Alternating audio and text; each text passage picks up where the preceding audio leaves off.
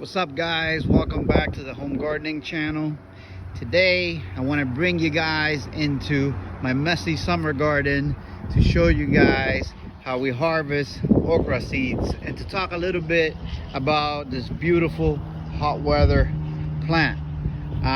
We've been growing okra now for 2 years. This is the second year I think that I've grown it.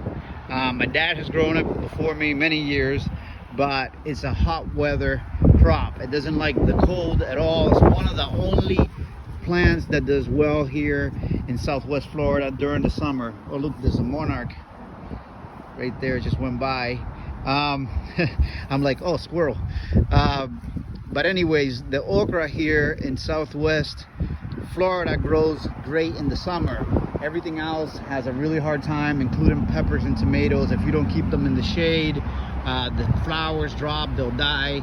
Temperatures get here regularly above 95 on a regular day, crazy humidity. So okra and cowpeas are some of the only crops that really do pretty well during our summers. Now, I planted these at the end of February, beginning of March, and the first 2 rows that I planted, they died. Well, they didn't die, they never came up out of the ground because we had a day where it was in the 40s, and I believe, oh look, 2 more monarchs there, beautiful. There's so many of them in my garden, it's crazy. But I planted the 2 rows and it didn't come up because of the cold weather. I planted them again, they came up, and I have harvested from these so many okras that we got sick of eating them. We made okra stew, we used it in salads. I mean, we were close to putting them in smoothies. So tons and tons of food out of these 2 rows. These are the pods, for those of you that have never eaten okra or haven't seen it. And they're like a gelatinous type of vegetable. Super delicious, high in a lot of nutrients, especially if they're fresh and you're growing them organic like this. I picked these until it got to a point where you had to pick them every day, and we were getting like basketfuls of them every single day, and it was too much. We got sick of eating them, so I didn't pick them for like a few days, and then they became too hard to eat. So at that point, all of these plants had tons of pods that were too hard to eat. So I decided to give it a break and allow for the pods to dry up on the plant like this, so I could collect them for seeds to give out, possibly eventually sell online, and also for myself to use.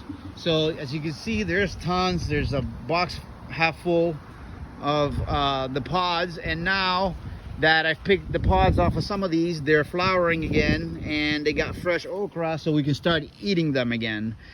These will be good until it gets cold and the rain kind of slows down. For us, that's around, I would say, September. When the rain stops, these plants will start to die because I don't water a lot. I don't like using resources. I like plants that grow with nature. You know, I'll still water a couple of times a week, but that's it. And because there's not rain every day, these plants will start to die. That combined with the cold weather. But super hardy, hot weather crop. If you're down here in the South, it's one of the only things that grow in the South. And if you're up north, it will do great for you for your hot summers. Amazing vegetable, super prolific. It produces like crazy. Doesn't get any kind of diseases that I've noticed. I've been able to get tons of them.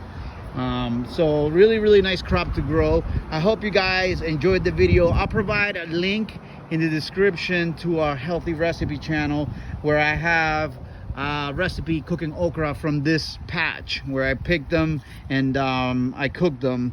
I have a bunch of recipes over there with the stuff that I grow in the garden. So I hope you guys enjoyed the video. Give us a thumbs up and subscribe if you haven't already, and I'll see you really soon on the next one.